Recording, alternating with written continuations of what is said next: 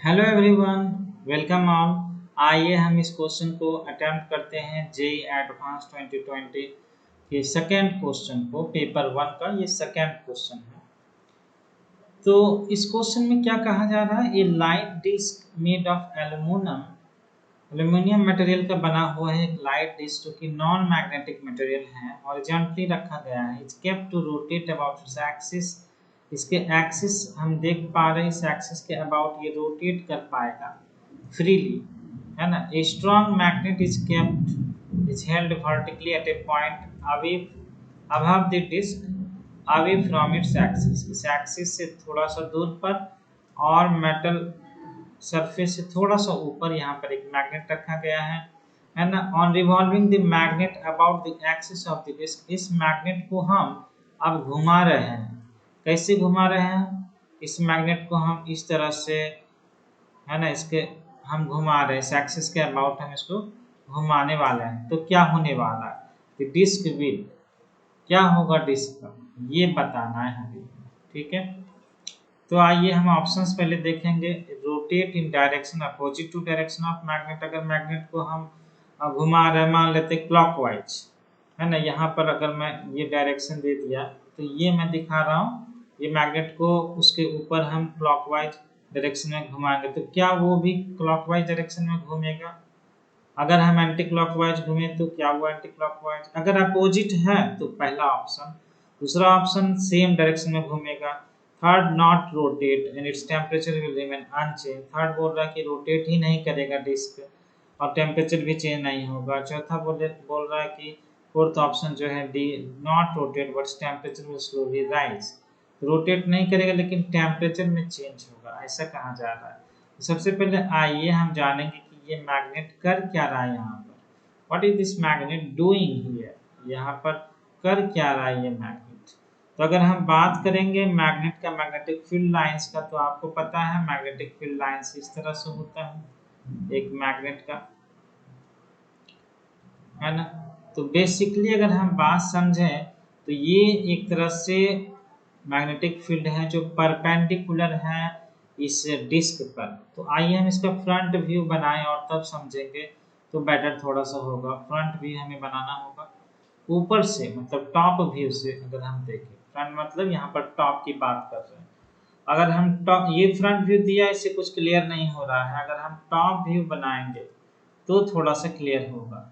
तो सपोज ये डिस्क है, हम ऊपर से डिस्क को देख रहे हैं और यहाँ पर जो मेरा मैग्नेट रखा हुआ है, बेसिकली मैं कह सकता हूँ कि रेक्टेंगुलर है, लेकिन मैं बस यहाँ पर इस तरह से दिखा देता हूँ उसका क्रॉस, क्योंकि मैग्नेटिक फील्ड अंदर की तरह जा रहा है ना। Magnetic field basically going inside and this point is basically away from its centre. ये हमारा एक्सिस है बेसिकली, और इससे थोड़ा सा दूरी पर है। और अब हम इसको घुमा रहे हैं, मान लेते कि हम क्लॉकवाइज घुमा रहे हैं। Let us say we are moving this magnet clockwise, इस तरह से हम इसको क्लॉकवाइज मैग्नेट को घुमाएंगे तो डिस्क जो है हमारा क्या होगा, डिस्क पर इफेक्ट।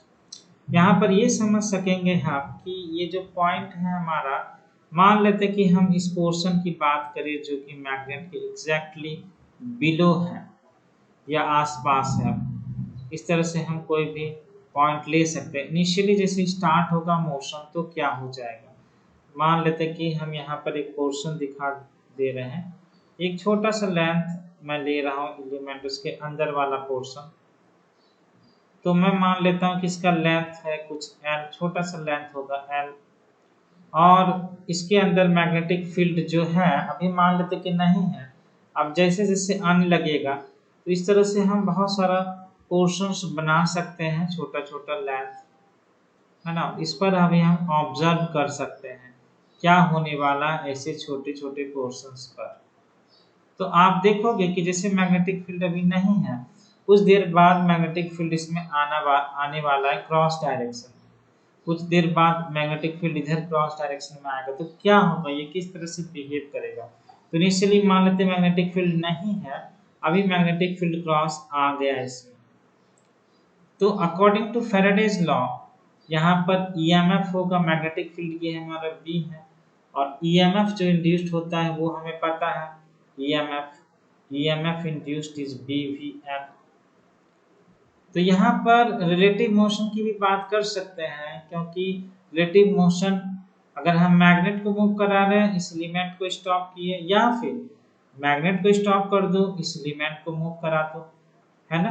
तो अगर हम इस एलिमेंट को मूव करा देते हैं इस डायरेक्शन वेलोसिटी v से, तो यहाँ पर क्या हो रहा है इस डायरेक्शन में, तो इस पर आ रहा है, ये मूव कर रहा है मैग्नेट की तरफ, है ना। ये एलिमेंट जो हमने लिया है ये मैग्नेट की तरफ मूव कर रहा है, इसमें मैग्नेटिक फील्ड इंड्यूस्ड हो रहा है, जो कि रेड कलर लाइन से मैंने दिखाया है। तो इसके कारण इंड्यूस्ड जो होगा, क्योंकि इसमें मैग्नेटिक फ्लक्स बढ़ गया नीचे की तरफ, ये चाहेगा घटाने के लिए, तो ये प्रोड्यूस करेगा एक magnetic field line, dot dot करके ये प्रोड्यूस करने लगेगा, ताकि इसको अपोज करेगा अकॉर्डिंग टू लेंज लॉ ना। अगर ये इस तरह का मैग्नेटिक फील्ड लाइन इंड्यूस्ड करता है, this is the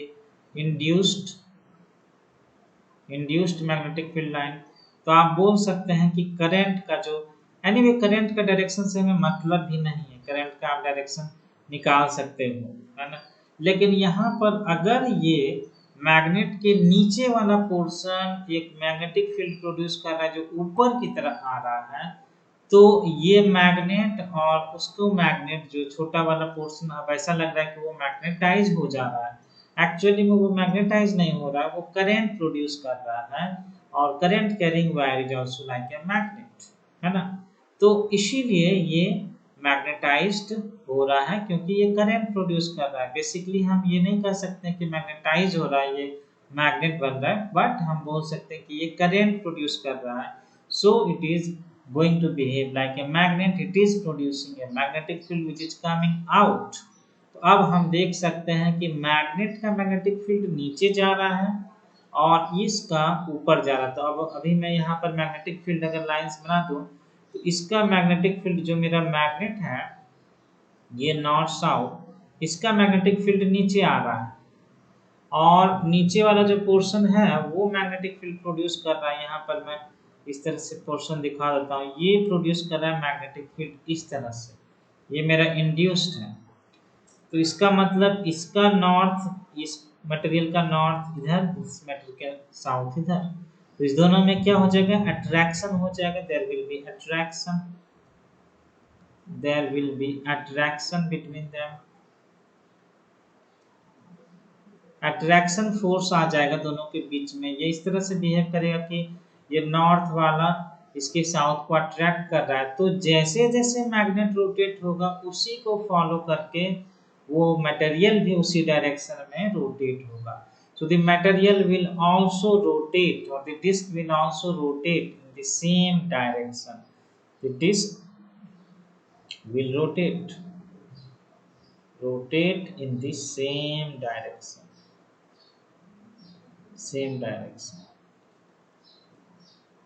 as that of the magnet जिस डायरेक्शन में रोटेट होगा उसी डायरेक्शन में वो भी रोटेट करेगा।